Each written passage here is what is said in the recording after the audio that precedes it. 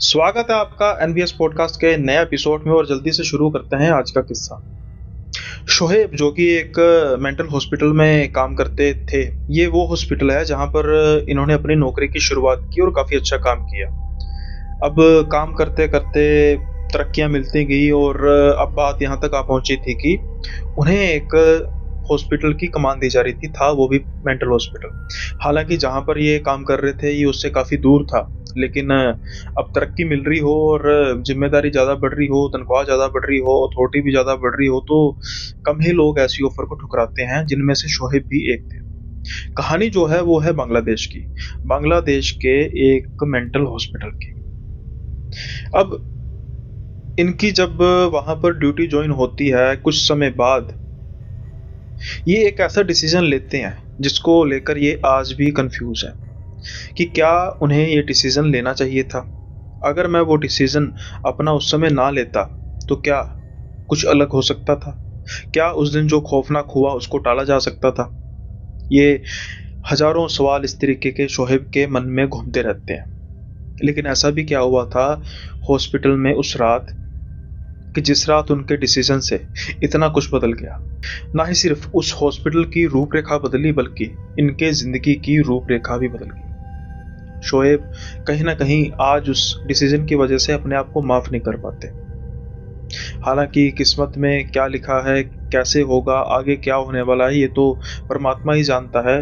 इंसान तो स्पेकुलेशंस ही लगा सकता है। पर हम बढ़ते हैं उस किस्से की ओर और वहां पर हुई उस खौफनाक घटना की ओर, जिसकी वजह से शोहेब आज भी ये सब कुछ सोचते हैं, आज भी ये सब कुछ सोचकर डरते हैं, घबराते हैं और कहीं ना कहीं रिग्रेट करते हैं। जैसा कि मैंने कहा कि शोहेब ने काफ़ी साल एक हॉस्पिटल में, मेंटल हॉस्पिटल में नौकरी की और अब उनकी जो बदली है एक प्रमोशन के तौर पर दूसरे मेंटल हॉस्पिटल में हो जाती है। और ये हॉस्पिटल थोड़ा सा खास था। पहली बात तो ये है कि ये हॉस्पिटल तब का था जब हमारे देश पर अंग्रेज शासन करते थे। तब तो बांग्लादेश भी भारत का हिस्सा ही था। पुरानी इमारत थी और जो ये कहानी है ये भी आज की नहीं है। जो इनके साथ वाक़यात हुए, ये कहानी है तकरीबन 1993-94 के आसपास की। तब बहुत ज़्यादा सहूलतें भी नहीं होती थी और अंडर डेवलप कंट्रीज़ में तो वैसे भी आज काफ़ी ज़्यादा सहूलतें हैं, लेकिन पहले हमारा जो सब कॉन्टिनेंट है उसमें इतना सहूलतें नहीं थी। लाइक ऐसे हॉस्पिटल्स में कुछ कैमरास वगैरह भी नहीं होते थे, बहुत ही रेयर है। लेकिन जैसा कि मैं कह रहा हूँ कि जो ये हॉस्पिटल था एक स्पेशल हॉस्पिटल था। इसमें काफ़ी ज़्यादा सिक्योरिटी का बंदोबस्त था, लेकिन कैमरे नहीं थे। Security in the sense guards वगैरह, क्योंकि यहाँ पर जो पागल आते थे वो सिर्फ नॉर्मल कैटेगरी के नहीं होते थे। अब आप सोचेंगे अभी पागलों में कौन सी कैटेगरीज होगी, लाइक जैसे अब हर कोई इंसान पागल अपने आप को पागल तो मानता नहीं है।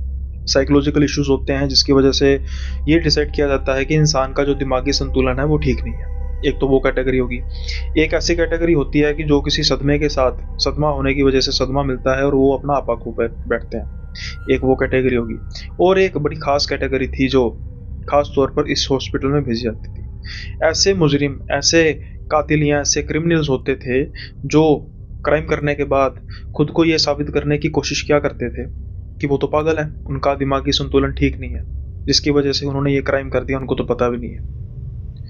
ऐसी कैटेगरी को भी इस हॉस्पिटल में लेकर आया जाता था। और जो ये डॉक्टर साहब थे शोहेब, इनका मेन काम ये भी था कि ऐसे क्रिमिनल्स की काउंसलिंग करनी और उसमें से ये निष्कर्ष निकालना कि ये सच में पागल है या नहीं है। अगर नहीं है तो ये अपनी रिपोर्ट पेश करेंगे कोर्ट में और साबित किया जाएगा कि ये इंसान पागल नहीं है और उसके साथ उसको सजा दी जाए, या फिर ये इंसान सच में पागल है और इसके साथ रियायत बरती जाए, या जब तक ये ठीक नहीं होता।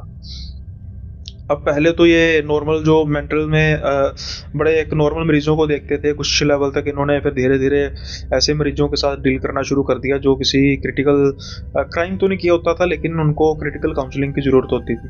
तो इसलिए फिर इनकी जैसे तरक्की बढ़ती गई और अब ये इस हॉस्पिटल में पहुंच चुके थे, पागल खाने में कहा जा सकता है।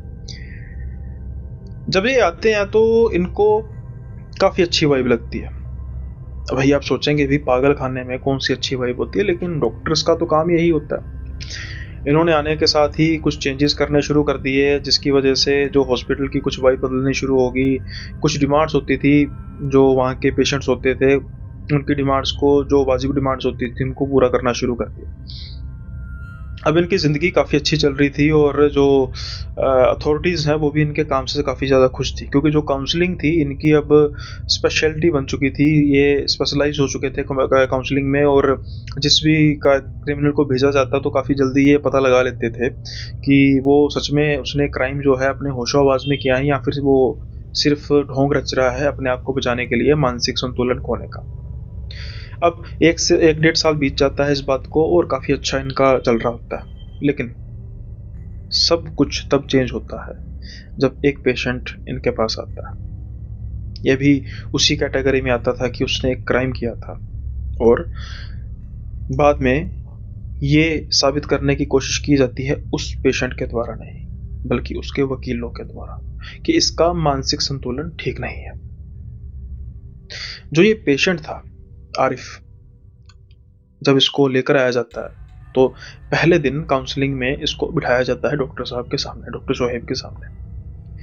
अब जब आरिफ से पूछा जाता है, आरिफ से काउंसलिंग करनी शुरू की जाती है, तो शोहेब उसके हाव भाव और उसके आंसर देखकर या सुनकर हैरान रह जाते हैं, क्योंकि आरिफ खुद से कह रहा था कि उसको कोई भी किसी भी तरीके की समस्या नहीं है और ना ही उसने किसी को नुकसान पहुंचाने की कोशिश की है। लेकिन जो उसकी प्रोफाइल थी वो तो कुछ और ही बयां कर रही थी। वो क्या बयां कर रही थी कि इसने मारपीट की है और कई लोगों को यहां तक मारा है कि उसकी जान ही निकल जाए। अब इसके बारे में डॉक्टर सोहेब पूछते हैं कि भाई, अगर तूने ऐसा कुछ नहीं किया तो जो तेरी रिपोर्ट है वहां पर क्या है। जब ये बात आरिफ सुनता है और उसका जब जवाब देता है, तो जो कुछ समय से डॉक्टर साहब को ये महसूस हो रहा था कि आरिफ तो बिल्कुल ठीक है और वो अपने मुंह से बोल रहा है, ये धारणा डॉक्टर साहब की अचानक से पलट जाती है। क्योंकि आरिफ अब कहता है कि डॉक्टर साहब, मैं तो बस उनकी आत्मा लेना चाहता था, अब इसमें मैं किसी का नुकसान थोड़ी कर रहा था। डॉक्टर साहब को यह बात काफी अटपटी लगती है। डॉक्टर साहब उसको पूछते हैं कि भाई, आत्मा ये क्या चक्कर है तेरा, मैं समझा नहीं। वो कहता है कि बस मुझे 40 लोगों की आत्मा चाहिए, ये उन्हीं लोगों में से एक थे, मैं तो बस इनसे आत्मा ले रहा था। अब डॉक्टर साहब झिल्लाकर कहते हैं कि भाई, मार कुटाई करके किसी को मार के तो उसकी आत्मा निकाली जा सकती है कि वैसे ही निकल जाएगी। जब ये डॉक्टर साहब उसको कहते हैं, उसके बाद आरिफ काफी अजीब से तरीके से इनकी तरफ देख के मुस्कुराने लग पड़ता है और कहता है कि अब वो खुद ब खुद ही ऐसे हालात पैदा कर रहे थे कि जिससे उनको मार पड़े। मैं उनको मारना नहीं चाहता था, मैं फिर से यही कह रहा हूँ, और ना ही मुझे किसी तरीके की समस्या है। डॉक्टर साहब, आप चाहे मेरी रिपोर्ट भेज दीजिए और मैं कोर्ट में भी ये बोलने को तैयार हूँ कि मुझे किसी तरीके की समस्या नहीं है, लेकिन फिर भी अगर आप चाहते हैं तो ठीक है। अब ये बात सुनने के बाद कि आत्माएं चाहिए मुझे, 40 आत्माएं चाहिए, तो डॉक्टर साहब ने तो भाई ये डिक्लेयर कर दिया कि भाई ये तो पागल है। ये खुद को समझ नहीं रहा कि ये पागल है, लेकिन ये तो है पागल, दिमागी संतुलन इसका खराब है। लेकिन ये वो पॉइंट था जहां पर डॉक्टर साहब ने अपनी जिंदगी की सबसे बड़ी गलती की, और इसका खामियाजा शायद वो ताउम्र भुगते। जो ये पेशेंट था ना, ये खुद को पागल समझे ना समझे, डॉक्टर साहब ने तो उसको पागल डिक्लेयर कर ही लिया था, लेकिन जो उसके हाव भाव थे सच में पागलों जैसे थे नहीं। अब पहली रात जब इसको लॉकअप में डाला जाता है, तो आमतौर पर जो पेशेंट्स होते हैं, इनका एक रूटीन होता है कि इनको मेडिसिन दी जाती है ताकि ये इनको रात के समय में ये सो सकें, उल्टी सीधी हरकतें ना करें। तो इसको भी इसी कैटेगरी में रखा गया कि जिसको मेंटल स्ट्रेस ना हो, इसको दिमागी जो है वो रेस्ट चाहिए। अब जो मेडिसिन दी जाती थी वो इतनी स्ट्रॉन्ग होती थी कि खाने के कुछ ही समय बाद पेशेंट को होश ही नहीं रहती थी, वो लगभग बेहोशी की हालत में चले जाते थे। अब पहले दिन आरिफ को भी ये दवाई दी गई, लेकिन कुछ समय बाद उसके सेल से आवाज आनी शुरू हो जाती है और वो कहता है कि मुझे कॉपी और पेन चाहिए, मैंने कुछ लिखना है। अब जब ये बात कोई गार्ड वगैरह सुनता है तो पहले तो उसको डांटने की कोशिश करता है कि भाई क्या कॉपी पेन, तू सोया कैसे नहीं, तुझे तो दवाई दी थी। हैरानी वाली बात थी, लेकिन गार्ड्स वगैरह को इतनी नॉलेज होती नहीं कि दवाई कितनी स्ट्रांग होती है और क्या सिस्टम होता है, इसलिए उसने इमरजेंसी में डॉक्टर साहब को बुलाया अब जब डॉक्टर साहब वहाँ पे जाते हैं, वो स्लिप वगैरह देख के सबसे पहले हैरान होते हैं कि भाई इसको इतनी स्ट्रॉन्ग डोज दी गई है और उसके बावजूद ये सोया नहीं। बड़ी अजीब बात है। लेकिन कुछ केसेस में ऐसा होता है कि हाई डोज देने के बावजूद भी पेशेंट को नींद नहीं आती। ये कोई बहुत अनयूजुअल बात नहीं थी। वो मांग रहा था कि मुझे एक कॉपी पेन चाहिए, मैं कुछ लिखना चाहता हूँ। कायदे के मुताबिक कॉपी पेन दिया नहीं जा सकता। कॉपी दी जा सकती है लेकिन पेन नहीं दिया जा सकता, क्योंकि पेन को जो पागल है या जो पेशेंट है वो अपने हथियार के तौर पर अपने आप को नुकसान पहुंचाने के लिए इस्तेमाल में लेकर आ सकता है। तो इसलिए उसको पेन की जगह एक चौक दिया गया जो वो दीवारों पर लिख सकता था चाहे तो। इसके लिए आरिफ बहुत जल्दी मान गया और ये बात डॉक्टर साहब को बहुत अटपटी भी लगी कि उसने किसी भी तरीके का कोई विरोध नहीं किया और उसको जैसा कहा गया वो वैसा मान गया। अब आरिफ के आने से हॉस्पिटल में बदलाव होने लग पड़े। थोड़े बहुत नहीं, बहुत ज्यादा बदलाव। उस समय में जब पेशेंट्स को छोड़ा जाता था घूमने के लिए गार्डन में या फिर नॉर्मल मेस वगैरह में, तो उसने बहुत जल्दी पेशेंट्स को इन्फ्लुएंस करना शुरू कर दिया। पेशेंट्स को तो जैसे उनका लीडर मिल गया, और वो भी पेशेंट्स थे जो काफ़ी अल्ट्रा कैटेगरी में आते थे। अल्ट्रा कैटेगरी का सेंस मतलब कि जिनकी जो दिमागी संतुलन था कोई बहुत ज़्यादा बढ़िया नहीं था, लेकिन उनको जब काउंसलिंग उनकी की जाती वो काफ़ी ज़्यादा छटपटाते, उनको काफ़ी अलग अलग तरह के दौरे पड़ते, काफ़ी अलग अलग तरीके का बिहेव करते। लेकिन डॉक्टर साहब ये चीज़ को नोटिस कर रहे थे कि कुछ ही समय में वो सारे के सारे पेशेंट्स जो हैं उनमें अजीब से तरीके का बदलाव आना शुरू हो गया है। कैसा बदलाव कि वो शांत पड़ते जा रहे हैं, वो आरिफ की बात को मानते हैं, वो जैसा करता है वैसे ही, वो जैसा कहता है वैसे ही करते हैं साथ के साथ ही। अब वो ऐसा बिहेव कर रहे हैं कि जैसे वो काफ़ी नॉर्मल पर्सन है, ठीक वैसे ही जैसे आरिफ। ये बदलाव जो था ना ही सिर्फ पेशेंट्स में आया बल्कि स्टाफ में काफ़ी बदलाव था। ना ही सिर्फ जो पेशेंट्स थे बल्कि जो स्टाफ था वो भी आरिफ से बड़े तरीके से बात करता और आरिफ उनको अलग अलग प्रकार की टिप्स देता। लेट्स से कि किसी की बेटी को कॉलेज में भेजना है तो उसको कौन सी डिग्री करनी चाहिए उसके पास्ट के हिसाब से, किसी को क्या करना चाहिए, जीवन में कैसे आगे बढ़ना चाहिए, चाहे वो धार्मिक शिक्षा हो, चाहे वो साइंस की शिक्षा हो, चाहे वो किसी भी फलसफे की शिक्षा हो, आरिफ हर पर्सन को गाइड करता था। ये बात डॉक्टर साहब को काफ़ी अटपटी लगती थी कि एक पागल इतना इंटेलिजेंट कैसे हो सकता है, और मैं अब इसको क्या साबित करूं, क्योंकि जो ये बातें कर रहा है आत्माएं लेने की ऐसी, ये तो इसको पागल साबित करती हैं। और अगर कहीं मैंने इसको ये साबित करके कोर्ट में पेश कर दिया और इसको सजा होगी तो कहीं मैं सारी उम्र पछताऊंगा तो नहीं। क्या ये वो डिसीजन था जो डॉक्टर साहब ने लिया था कि मैं फिलहाल के लिए इसको पागल ही घोषित करता हूँ, जिसके लिए डॉक्टर साहब ताउम्र रिग्रेट करते रहे? हो सकता था या नहीं भी हो सकता था, क्योंकि ये तो सिर्फ एक कड़ी थी और उस होने वाले खौफनाक हादसे की जिसका जिक्र मैंने कुछ समय पहले किया था। लेकिन वो हादसा था क्या और उसका इस आरिफ से लिंक क्या था, ये तो आपको कहानी के अगले पड़ाव में पता लगेगा। लेकिन उससे पहले आप इस वीडियो को, अगर आपको बिल्डअप पसंद आ रहा है तो लाइक करना मत भूलिएगा, साथ के साथ ही शेयर कमेंट कीजिए। और अगर आप चैनल पर नए हैं या फिर बार बार चैनल को सुनते हैं देखते हैं लेकिन सब्सक्राइब नहीं करते, तो ये जो सब्सक्राइब का बटन है इसको सब्सक्राइब करना मत भूलिएगा, क्योंकि यहाँ पर आपको मिलता है डेली हॉरर का डोज और साथ के साथ ही पॉडकास्ट। अब बढ़ते हैं इस किस्से के अगले पड़ाव की ओर। डॉक्टर साहब को एक चीज और नोट करनी चाहिए थी। उनको नोट करना चाहिए था कि जितने जो पेशेंट्स हैं आरिफ से इन्फ्लुएंस हुए हैं उनकी तादाद कितनी है, क्योंकि ये बहुत बड़ा एक क्लू था जो डॉक्टर साहब मिस कर चुके थे। आपके हिसाब से उनकी तादाद कितनी थी?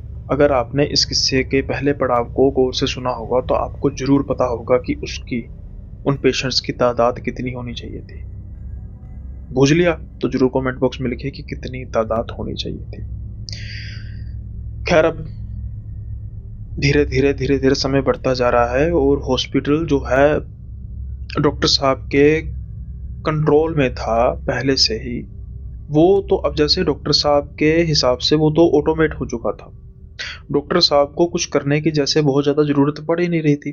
वो जो दिमागी तौर पर बीमार मरीज़ थे, जो किसी एक वक़्त में, चाहे वो रात का वक़्त हो, दिन का वक़्त हो, दोपहर शाम का वक़्त हो, अजीब सा बिहेवियर करते थे और उनको कंट्रोल करना मुश्किल हो जाता था। उनमें से काफ़ी पेशेंट ऐसे थे जो उस ग्रुप में जा चुके थे आरिफ के, और अब वो ऐसा बिहेव करना अचानक से छोड़ चुके थे। ऐसी भी क्या दवाई दे दी थी आरिफ ने जो इन डॉक्टर्स के पास नहीं थी? ऐसी भी क्या थेरेपी दे दी थी आरिफ ने जो इन डॉक्टर्स के पास नहीं थी? इसी चीज को लेकर डॉक्टर साहब खुश तो थे लेकिन परेशान भी थे कि आखिर ये चल क्या रहा।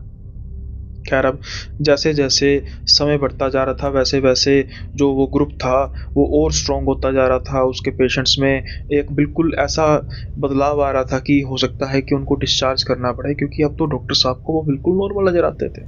वहीं दूसरी ओर ना ही सिर्फ पेशेंट्स बल्कि स्टाफ के साथ तो आरिफ के घर वालों जैसे ही रिलेशन हो चुके थे।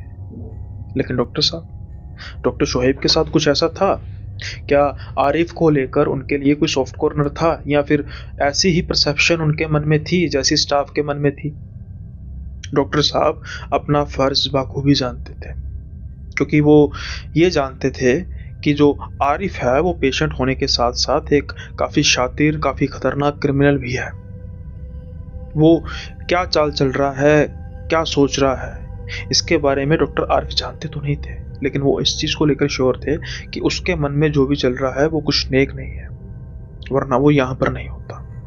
जब भी उससे काउंसलिंग की जाती, उस काउंसलिंग के 90% पार्ट में आरिफ बिल्कुल सही, बिल्कुल ठीक लगता, लेकिन 10% हिस्सा ऐसा होता जहां पर डॉक्टर साहब विश्वास करते करते रह जाते कि नहीं, ये दिमागी तौर पर ठीक नहीं है। अब हम उस बात पर आते हैं कि वो चौक दीवारों पर क्या लिखता था। वो कुछ लिखता नहीं था, वो कुछ बनाता था। अजीब सी तरीके के पेंटिंग्स होती थी जो वो दीवारों पर बनाता था। हर रोज उनको मिटाता और नई पेंटिंग्स होती। लेकिन अब इस चीज में एक नया मोड़ आता है।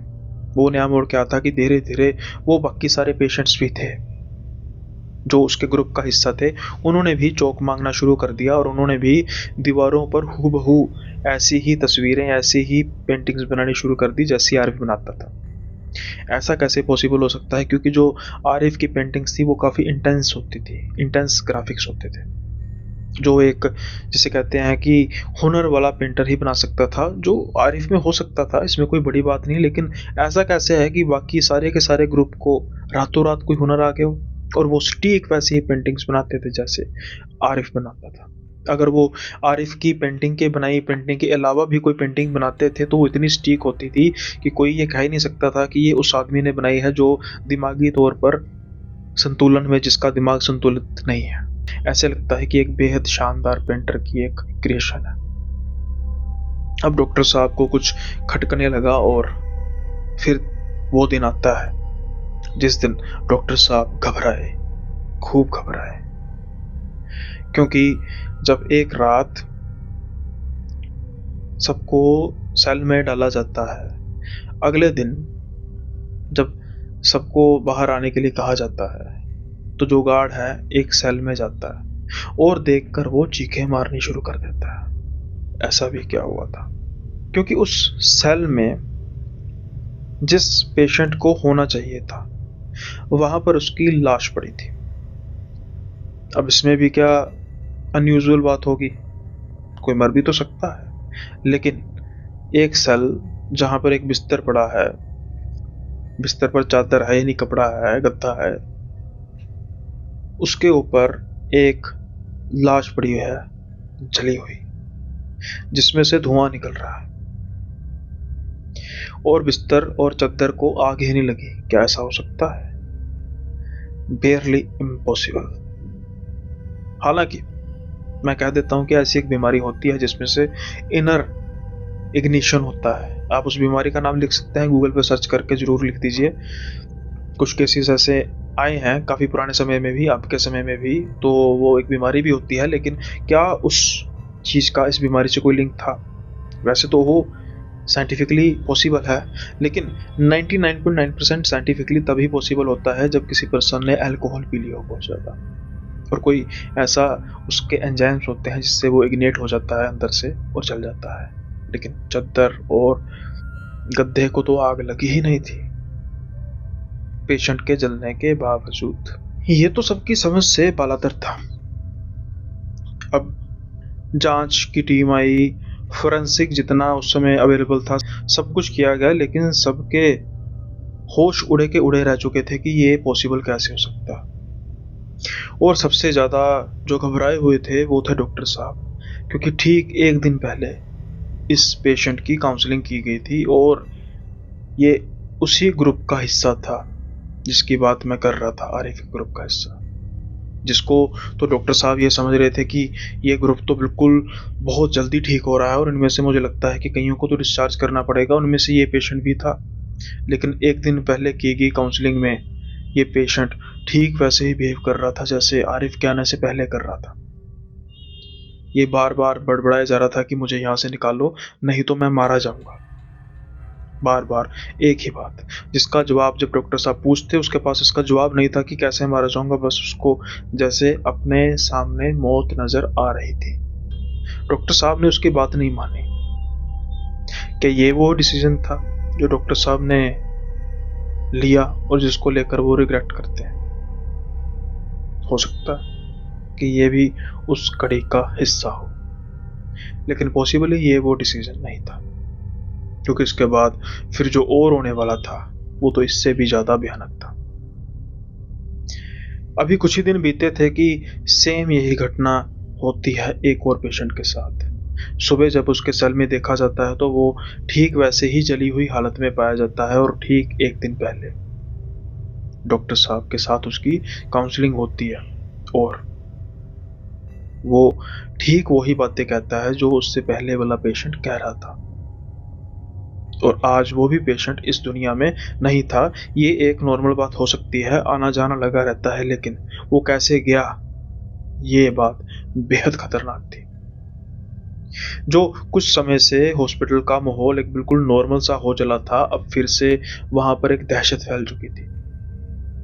तो स्टाफ आरिफ को बहुत बढ़ चढ़कर सम्मानित करता था, वो आरिफ से डर रहा था, क्योंकि कहीं ना कहीं ये महसूस हो रहा था कि इसमें कहीं आरिफ का हाथ तो नहीं, क्योंकि ये पेशेंट भी उसी ग्रुप का हिस्सा था। अब डॉक्टर साहब जाते हैं उस पेशेंट के सेल में जहां उसकी डेथ हुई थी, और जो एक दिन पहले उसने पेंटिंग्स बनाई थी उसको गौर करना शुरू करते हैं। उस समय कैमरा फोन्स तो होते नहीं थे, बहुत मुश्किल, फोन ही भी मुश्किल से होते होंगे। तो उन्होंने एक कैमरामैन को बुलवाया और कैमरामैन को बुलवाने के बाद उन्होंने उसकी फोटोज को खिंचाया। फोटोज खींचने के बाद उसके डेवलप करवा के अब डॉक्टर साहब ने उस पर स्टडी करना शुरू कर दिया कि आखिर ये जो पेंटिंग्स हैं, आखिर ये जो आकृतियां हैं वो है किस चीज़ की। डॉक्टर साहब शुरू से काफ़ी होनहार रहे हैं। लाइब्रेरीज में गए, कुछ लोगों के पास गए, फिर जाकर उन्होंने कुछ आलिमों को ढूंढना शुरू किया और वहां पर जाकर उनको जवाब मिलने शुरू हुए कि ये जाहिर ही कोई शैतान की पूजा की जा रही है आपके हॉस्पिटल में, और जो कुछ कर रहा है शैतान कर रहा है। लेकिन वो शैतान है कौन? क्या वो आरिफ है? आज महीनों बाद डॉक्टर साहब को एक बात याद आती है। वो कहता है कि मैं आत्माएं लेने आया हूं। मार पीट कर आत्माएं कैसे ली जा सकती हैं? ये बात डॉक्टर साहब के समझ में तो तब भी नहीं आई थी, अब भी नहीं आ रही थी। अब डॉक्टर साहब काफी गुस्से में आरिफ की तरफ जाते हैं। आरिफ उनकी तरफ देख के मुस्कुरा रहा था जैसे वो पहले ही मुस्कुराता था, जैसे वो काउंसलिंग में मुस्कुराता था। आज आरिफ की काउंसलिंग समय से पहले ही की जाती है। आरिफ वैसे ही जवाब दिए जा रहा था जैसे वो पहले जवाब देता है। डॉक्टर साहब गुस्से में थे, लेकिन वो वैसे ही सवाल पूछ रहे थे जैसे वो पहले पूछा करते थे। लेकिन जब फिर वहां पर घूम फिर कर बात आती है आत्माओं की, तो आरिफ का जब जवाब सुनते हैं डॉक्टर साहब, अब वो आरिफ के सामने उन फोटोग्राफ्स को रखते हैं और कुछ पूछते हैं कि क्या इसका कनेक्शन शैतान से है जिसको तुम पूछते हो? जो आरिफ हमेशा डॉक्टर साहब को देखकर मुस्कुराता रहता था, अब वो डॉक्टर साहब को देखकर काफी ज्यादा डरा हुआ लग रहा था, जैसे कि उसकी पोल खुल गई हो, जैसे कि उसके किसी घिनौने राज का पर्दाफाश हो गया हो। कुछ समय वो चुप रहता है, डॉक्टर साहब उससे पूछते रहते हैं। वो सिर्फ एक ही बात कहता है कि डॉक्टर साहब, आप सच में बहुत इंटेलिजेंट हैं, आप जैसे लोगों को जिंदा रहना चाहिए। तो मैं आपसे यही रिक्वेस्ट करूंगा कि आप आज रात यहाँ मत रुकिएगा। डॉक्टर साहब उससे गुस्से से पूछते हैं कि अब तू बताएगा मुझे मैं यहाँ पर रुकूं या ना रुकूं। लेकिन आरिफ फिर कहता है कि मैं आपसे रिक्वेस्ट कर रहा हूँ कि आज रात इस हॉस्पिटल में मत रुकिएगा। डॉक्टर साहब गुस्से से गार्ड्स को बुलाते हैं और आरिफ को वहां पर ले जाने के लिए कहते हैं। आरिफ जाते जाते भी एक बात कह रहा था कि डॉक्टर साहब, मैं जाती तौर पर चाहता हूं कि आप जिंदा रहें, आप इसलिए प्लीज आप आज यहां पर मत रुकिए। डॉक्टर साहब पूरा मूड बनाकर बैठे हुए थे कि वो तो आज यहां पर रुकेंगे और देखेंगे कि होता क्या है, किस शैतान की ये पूजा कर रहा है और वो किसी शैतान को नहीं मानते। हो ना हो कुछ आरिफ ऐसा कर रहा है, ऐसा घिनौना कर रहा है जिसको ये जादू टोने का नाम देने की कोशिश की जा रही है, और इसके एवज में आरिफ अपना कुछ बदला, कुछ अपना कुछ भी जिसे अपना टारगेट है वो कर रहा है। लेकिन जब रात के समय में डॉक्टर साहब सो रहे थे तो अचानक से उनकी तबीयत खराब होती है, उनको खून की उल्टी आनी शुरू हो जाती है। आज तक डॉक्टर साहब को कभी कोई ऐसा लक्षण नजर आया नहीं था जिसकी वजह से उनको ऐसी वॉमिट्स आए। इतना जो तबीयत इनकी खराब इतनी हो चुकी थी कि इनको इमरजेंसी तौर पर हॉस्पिटल से लेकर जाया गया एम्बुलेंस में। डॉक्टर साहब पहले तो जाने के लिए तैयार नहीं थे। सब कुछ डॉक्टर साहब पर था। डॉक्टर साहब कोशिश कर रहे थे कि मैं अपने आप को ठीक दिखाऊं ताकि मैं यहाँ से नहीं जाऊं, लेकिन एक पॉइंट पर आकर उनको लगा कि नहीं, कहीं ऐसा ना हो कि मेरी तबीयत सच में खराब हो जाए, जितनी अब लग रही है उससे ज़्यादा खराब हो जाए और मैं रिकवर ना कर पाऊँ, कुछ इंटरनल प्रॉब्लम ना आ जाए, तो मुझे चले जाना चाहिए। तबीयत की बात है, शायद तबीयत के आगे वो एक बात को भूल चुके थे, वो एक चैलेंज को भूल चुके थे जो आरिफ ने उसको दिया था, डॉक्टर साहब को दिया था कि यहाँ पर आज मत रुकिएगा। ये वो डिसीजन था, हालांकि टफ था, लेकिन डॉक्टर साहब को अपनी सेहत को देखते हुए वहां से जाना पड़ा। जब हॉस्पिटल में उनको लेकर जाया गया तो इनकी जो इंटरनल ऑर्गन की हालत, लीवर की हालत काफ़ी ख़राब थी, जिसकी वजह से वॉमिट्स आ रही थी। इमीडिएटली उनको बेहोश करना पड़ा, क्योंकि वॉमिट जो है वो खून जो है वॉमिट के रूप से बाहर आ रहा था, जिसकी वजह से कुछ ज़्यादा नुकसान हो सकता था। डॉक्टर साहब को किसी तरीके का कोई शायद ऑपरेशन भी हुआ था, और अब एक दिन बाद डॉक्टर साहब को होश आती है। जब उनको होश आती है तो उनकी बीवी बच्चे उनको देखकर रो रहे थे। डॉक्टर साहब डॉक्टर से पूछते हैं कि भाई क्या प्रॉब्लम थी। बताया जाता है कि फला फला समस्या थी, अब उसका हल कर दिया गया, तो कोई ऐसी घबराने वाली बात नहीं है। फिर वो पूछते हैं कि भाई रो क्यों रहे हो, क्या दिक्कत हुई। उनकी वाइफ रोते रोते उनको एक अखबार पकड़ाती है जो अमूमन एक दिन पहले की थी।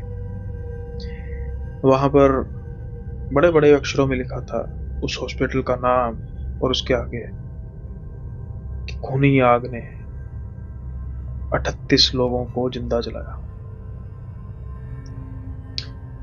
आपको कुछ नंबर याद आ रहे हैं कि 38 नंबर और पहले 2 नंबर, कुल मिलाकर हुए 40। और जो आरिफ था वो क्या कहता था कि उसको 40 आत्माएं चाहिए। जब डॉक्टर साहब ये नंबर देखते हैं और उसका मैच करते हैं उन पहले 2 लोगों से, कुल मिलाकर 40, तो वो सन के सन रह जाते हैं। उनके पैरों से तले तो जैसे जमीन निकल जाती है। उनकी पत्नी तो इसलिए रो रही थी कि उस रात हॉस्पिटल में आग लगने की वजह से 38 पेशेंट जलकर मर गए। हालांकि स्टाफ में से कोई नहीं मरा, लेकिन ये कोई गारंटी थोड़ा है कि अगर डॉक्टर साहब वहां पर होते तो वो भी बच जाते, क्योंकि वो स्टाफ थे, उनकी जान पर भी तो आ सकती थी। क्या आरिफ इसी बात का इशारा कर रहा था कि अगर आप इस हॉस्पिटल में रहे तो आपकी जान जाना भी तय? शायद अब डॉक्टर साहब को शायद आरिफ की बात कोई नजर आ रही थी। लेकिन एक सेकंड, जब आरिफ भी मरने वाला था तो वो खुद भी तो इस चीज को पहले कह सकता था, क्योंकि अब 38 लोग मरे हैं तो आरिफ को चाहिए थी 40 आत्माएं। तो अगर 38 लोग मरे हैं तो उनमें से हो सकता है कि आरिफ भी एक हो। उसका कारण बताओ क्या है? क्योंकि जब डॉक्टर साहब लिस्ट मंगवाते हैं, उन 38 मरने वाले लोगों में से आरिफ नहीं था। आरिफ था ही नहीं। ना ही वो उन मुर्दा लोगों में था, ना ही वो उन जिंदा लोगों की लिस्ट में था जो बच चुके थे। तो फिर आरिफ गया कहां पे? ये सवाल डॉक्टर साहब को खाए जा रहा था। इतनी भयंकर आग, 38 लोगों का मरना, जो बचे हैं उनमें से एक बंदा भी इस काबिल नहीं था कि वो भाग सके। फिर आरिफ कैसे गायब हो गया? जमीन निगल गई, आसमां खा गया, इसका तो पता नहीं, लेकिन वो अपना काम कर गया। कौन सा काम? 40 आत्माओं को लेकर जाने का। अब आप सोच रहे होंगे कि अगर उसने 40 लोगों को मारना था तो वो काम बाहर भी कर सकता था, लेकिन शायद जैसा कि वो कहता था कि मैं तो किसी को बिना मारे, किसी को बिना नुकसान पहुंचाए उनकी आत्माएं लेना चाहता हूं। तो फिर पहले लोगों को जो उसने बाहर मारा था, क्या वो उसकी चाल थी कि ऐसी जगह पर आने की जहां पर उसको आसान शिकार मिल जाए, और उसको मिले भी? और जो पहले 2 मरे थे उनको कैसे आग लगी इसका पता ही नहीं। और जो 38 मरे थे उनका भी जो रिपोर्ट में आया था कि इस ऐसी आग से कोई लिंक ही नहीं था कि उनको बर्न हुआ, तो जैसे कि वो खुद ब खुद जल गए। यानी कि आरिफ ने उनको टच तक नहीं किया और वो जलकर मर गए। और वो 38 लोग वही थे जो आरिफ के ग्रुप का हिस्सा थे। अब आप समझ ही गए होंगे कि आरिफ ने जो एक ग्रुप बनाया था उसमें कितने लोग थे।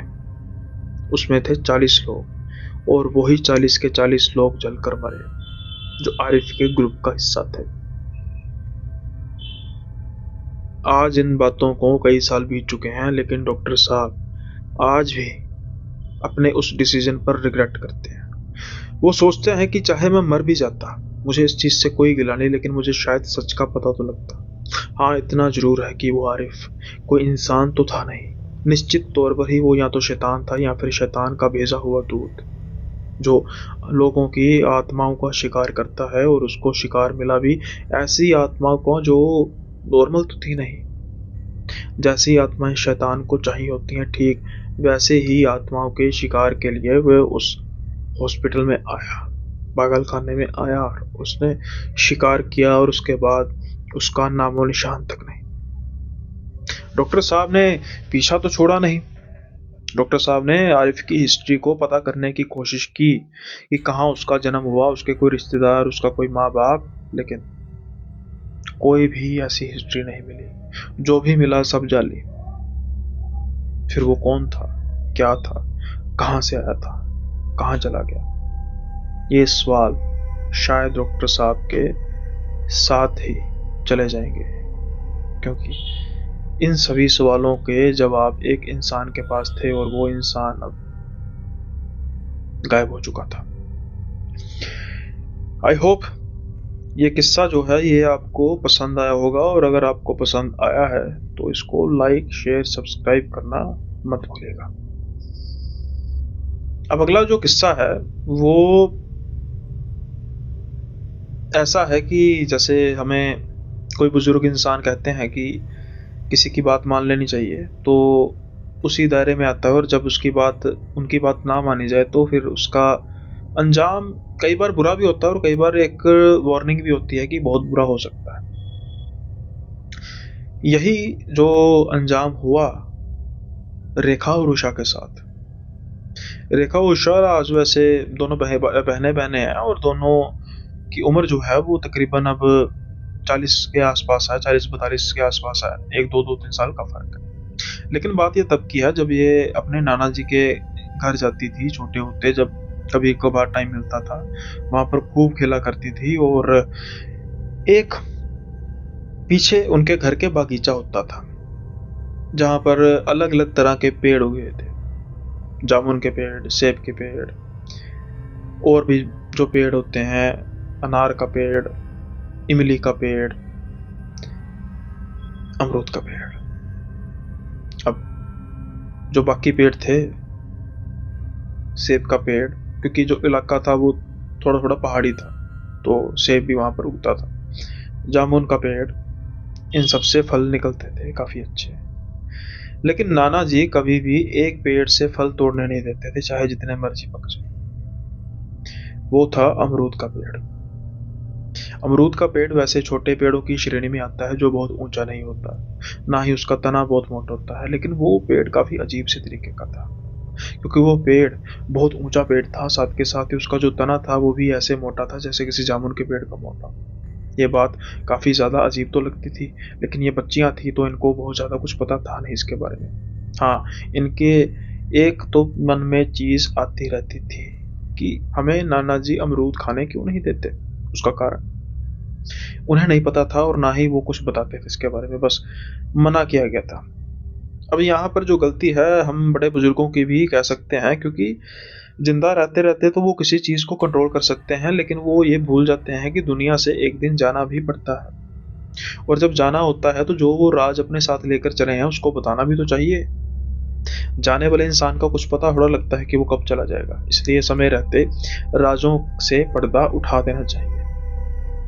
इन्होंने नहीं किया, इनके नाना जी ने। अब एक बार इनके नाना जी बस चल बसे, समय आ गया चल बसे। लेकिन ये जो राज था वो तो राज ही रह गया कि आखिर अमरूद जो है वो क्यों आखिर अमरूद जो है वो क्यों नहीं खाना। अब ये उस वक्त आई थी जब इनके नाना जी स्वर्ग सिधार गए थे और उस वजह से उस चीज की तरफ तो उनका ध्यान जाना नहीं था, मातम का माहौल था। लेकिन उसके अगले साल जब छुट्टियां थी, ये अपने घर आई, नाना जी के घर आई, और अब इनके मन में लालसा जागी उस पेड़ को देखकर, उनके अमरूद को देखकर, कि मन में तो आया ही होगा कि भाई अब नाना जी कहाँ देखेंगे। पता नहीं किस बात के लिए मना करते थे, कहीं उनको इतने अमरूद पसंद तो नहीं थे कि वो खुद ही खा जाते थे। हालांकि ऐसा भी नहीं था, क्योंकि कभी उन्होंने ऐसा देखा नहीं कि उस पेड़ पर कोई फल लगा ना हो। फल लगे होते थे, पकते पकते जाते थे। हाँ, एक चीज और गौर करने वाली है, या दो चीजें और गौर करने वाली है, कि ना हमने उस पेड़ का फल कभी जमीन पर गिरे हुए देखा, जो कि एक यूजुअल बात होती है। जिस पेड़ के फल पक जाते हैं बहुत ज्यादा, वो खुद ब खुद जमीन पर गिर जाते हैं, जो कि आसपास के पेड़ों के साथ होता था, वो जामुन था, अनार था या सेब थे। लेकिन यहाँ पर क्या हुआ, यहाँ पर तो कभी उन्होंने किसी भी अमरूद को नीचे गिरे हुए देखा नहीं था। और फल मीठा हो अमरूद जैसा तो पक्षी छोड़ते नहीं है, खास तौर पर तोते वगैरह। उन्होंने उस पेड़ पर आज तक कभी पक्षी को देखा ही नहीं था। यही दो चीजें वो गौर कर रही थी आज भी उस पेड़ की तरफ देख के। लेकिन जो अमरूद देखकर उनका मन लल जाता है, वो उस बाग में जाती हैं और अमरूद तोड़कर जैसे ही खाने लगती हैं, एक तो उसका जो टेस्ट था वो काफी अजीब तरीके का था। हालांकि ये जैसे नॉन वेज वगैरह खाती हैं तो इनको पता था कि जैसे कुछ मांस को इन्होंने चबाया है, और अमरूद से रस नहीं, लाल रंग का रस निकल रहा था जैसे खून होता है। अब जैसे ही ये एक उसको एक में दांतों से दबाती हैं, तो जैसे ही वो ये स्वाद इनको आता है और वो देखती हैं कि खून जैसा कुछ है, ये तो जल्दी से अमरूद को फेंकती हैं। उनको शायद समझ आ रहा था कि शायद कुछ फल में ही दिक्कत है, इसलिए नाना जी हमें मना किया करते थे। दोनों एक दूसरे की शक्ल देखती हैं, उनके होठों पर खून जैसा कुछ लगा था और ये जल्दी से भागती है कि किसी को पता ना लग जाए। लेकिन जो अमरूद है वो, उसका राज क्या है ये तो पता लगा ही नहीं था। हाँ, इतना पता लग गया था कि शायद फल में कोई दिक्कत है इस पेड़ के। इस बात का जवाब भी जल्दी मिलने वाला था।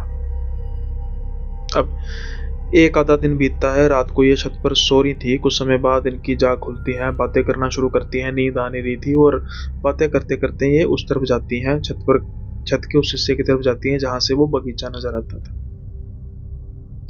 लेकिन जैसे ही ये बागीचे की तरफ देखती हैं तो इनके होश उड़ जाते हैं। इनके तो जैसे पैरों तले जमीन खिसक जाती है। ऐसा भी क्या हो गया, क्योंकि जो अमरूद सामने पेड़ होता था वहां पर पेड़ था ही नहीं। अभी शाम को तो इन्होंने उस पेड़ को देखा था, देखते ही देखते उसको क्या जमीन खा गई या आसमान निकल गया।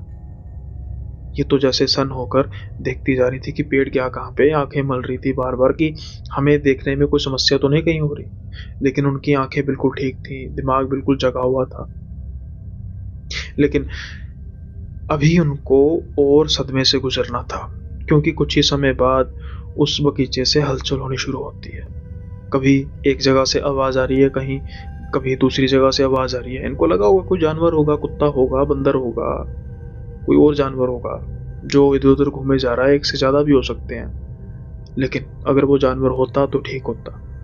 वो देखती हैं कि एक जो इंसान नुमा बोना, अजीब से तरीके का कपड़ा उसके शरीर पर एक भी नहीं, बिल्कुल काली सी स्किन, वो धीरे धीरे आगे बढ़ रहा है उस पेड़ के हिस्से की तरफ जहां पर कभी एक पेड़ था कुछ ही समय पहले। कभी भी नहीं, कभी कहना भी गलत है, कुछ ही समय पहले जहां पर एक पेड़ था वो जैसे लंगड़ा कर चल रहा था, जैसे उसको कोई चोट लगी हो।